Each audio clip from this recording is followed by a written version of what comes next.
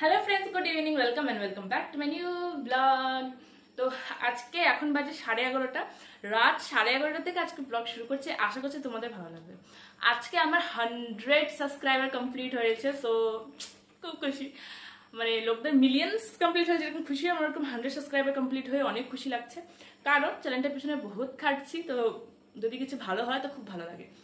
তো এইভাবে আমার পাশে থেকো, সাপোর্ট করো যেন মনিটাইজেশন ক্রাইটেরিয়াটা আমি খুব তাড়াতাড়ি ফুলফিল করতে পারি। রাত 11:30 বাজে, আর রাত 11:30 সময় আমি করবো রান্না।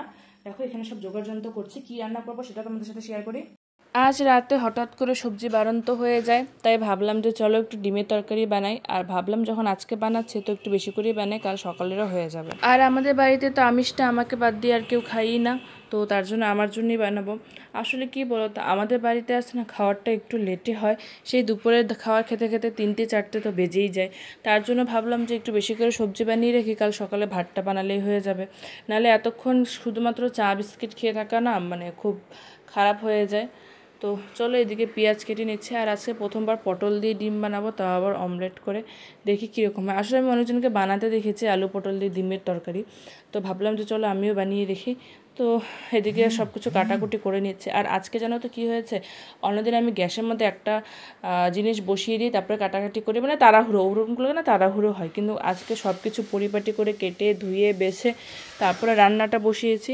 আর এভাবে রান্না করলে আছে না একটু দেরি হয়, মানে সব কিছু আগে কাটা ধোয়া বাছা করে তারপরে যদি গ্যাসের মধ্যে চড়ে তাহলে দেরি হয়। যেহেতু আজকে জানো রাত্রেবেলা শ্যুট করছি, তো জানো ঘুমিয়ে পড়েছে, আর আমি জানি যে ও উঠবে, কিন্তু সেরকম উঠবে না, আবার দুধ দিলে আবার ঘুমিয়ে পড়বে, তাই একটু রিল্যাক্সে আজকে রান্নাটা করছি।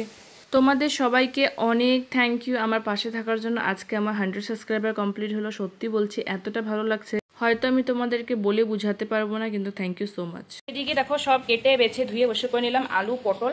আজকে আলু আর পটল দিয়ে ডিমের সবজি বানাবো, পটলও দেবো, প্রথমবার দেখি কেমন হয়, টমেটো লঙ্কা পেঁয়াজ। এদিকে দেখো খোসা, আর এই আমার এই ঝুড়িটা খোসার জন্য এত ভালো হয়েছে। আর এই যে 2টা ডিমও নিয়েছি। আর 2টা ডিম কেন নিলাম, কারণ ভাবছি যে সকালের জন্য অল্প একটু রান্না করে রাখবো, নাহলে সকালে না মানে নেক্সট ডে, সকাল না নেক্সট ডে খেতে খেতে অনেক বেশি লেট হয়ে যায়। তো ভাবছি সকালের জন্য অল্প একটু সবজি বানিয়ে রেখে দেবো।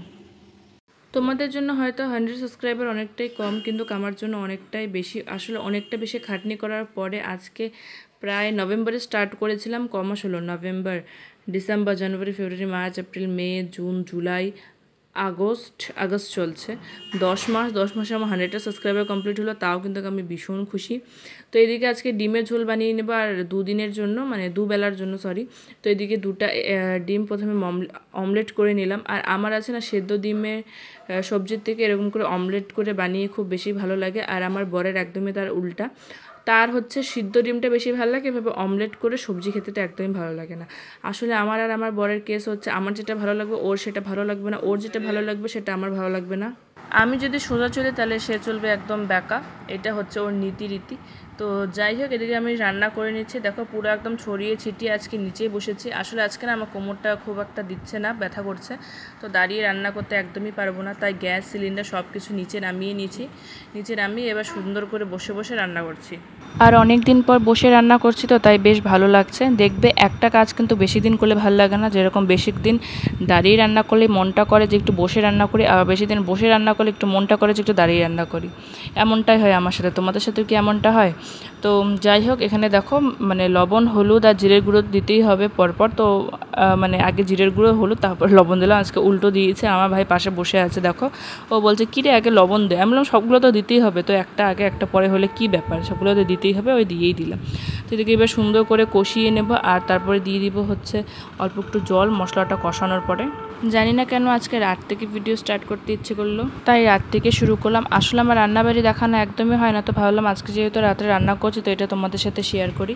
আজকে জানো তো ভিডিও পোস্ট করতে অনেক বেশি লেট হবে, আজকে আমি এডিটই এখনও করে উঠতে পারছি না। অল্প একটু জল দিয়ে মশলাটা কষতে দিলাম, আর এদিকে আমার মা হচ্ছে ভিডিও বানাচ্ছে।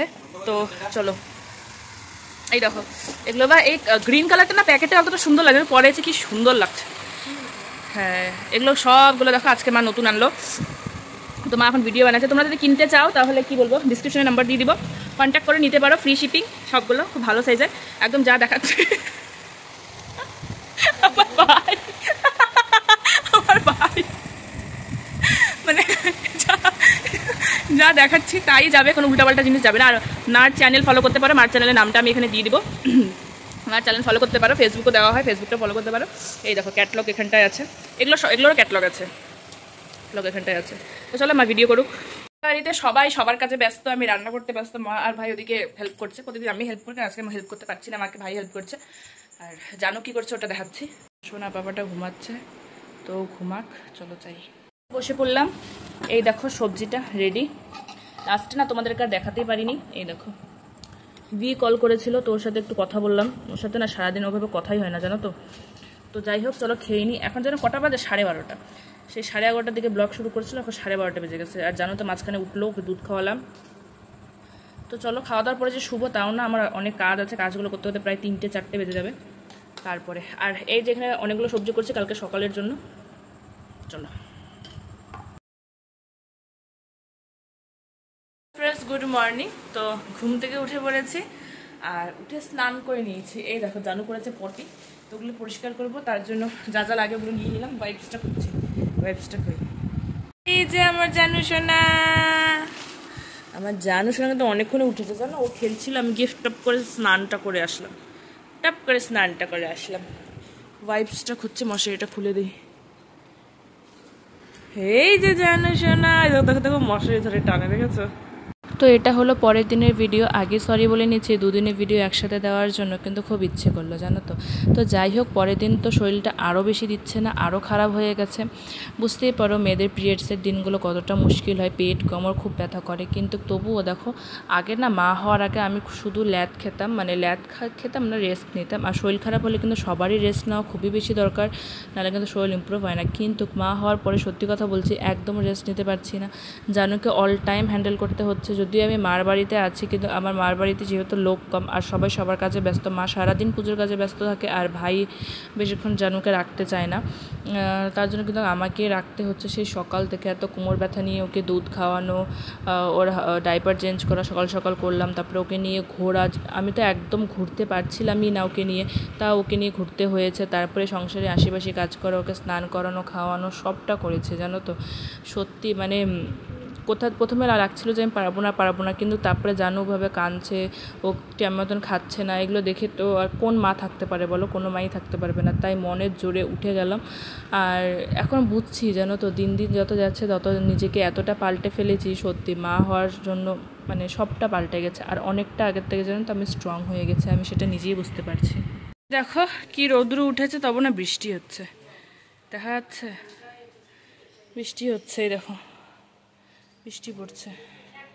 হাঁপসিয়ে গেলাম, আজকে শরীরটা এতটা খারাপ লাগছে, বসে বসে যে বাসন মাজছে বসেও থাকতে পারছিলাম না, খুব খারাপ লাগছে। জানু ঘুমিয়েছে, জানুকে সেরেলাক খাইয়েছে, সব বমি করে দিয়েছে, মনটাই খারাপ হয়ে গেছে, সব সেরেলাক বমি করে দিচ্ছে। তারপরে স্নান করে দিলাম, আমিও স্নান করলাম। আমি সকালবেলাও স্নান করেছি, আবার এখনও স্নান করলাম। হাঁপসিয়ে গেছি। দোদো চলে এসেছে, আর আজকের রোদটাতে তোমাদের সাথে শেয়ার করলাম। এত রোদের মধ্যে একটু ঠান্ডা জল দিয়ে বানিয়ে নিলাম গ্লুকন-ডি। তো এখানে 3 গ্লাস বানিয়েছি আমি, দোদো আর ভাই। তো চলো দোদোকে দিয়ে নিচ্ছি। আর আমার দোদো কিন্তু আজকেই চলে যাবে, থাকবে না। তো এদিকে দোদো নিয়ে নিল, এদিকে আমিও নিয়ে নিলাম। তখন তোমাদেরকে দেখালাম যে দোদো এসেছে, দোদো চলে গেছে, থাকিনি, বিকালে চলে গেছে। আর এই যে আমার সোনা পাপা দুষ্টু করছে। আজকে আমার মনেই পড়ছে না যে তোমাদের সামনে সোনা পাপাকে আনছি কিনা।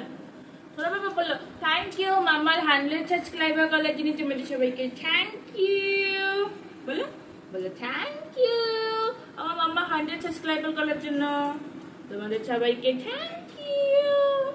গুডু হচ্ছে, গুডু হচ্ছে, এটা গুডু গুডু গুডু হচ্ছে, গুডু গুডু গুডু হচ্ছে। কত শান্ত লাগছে না? এরকম শান্ত যদি সবসময় থাকতো কত ভালো হতো, কত ভালো। পিছনে দিকে আমার চুল ধরে আছে, যখন ছাড়া তো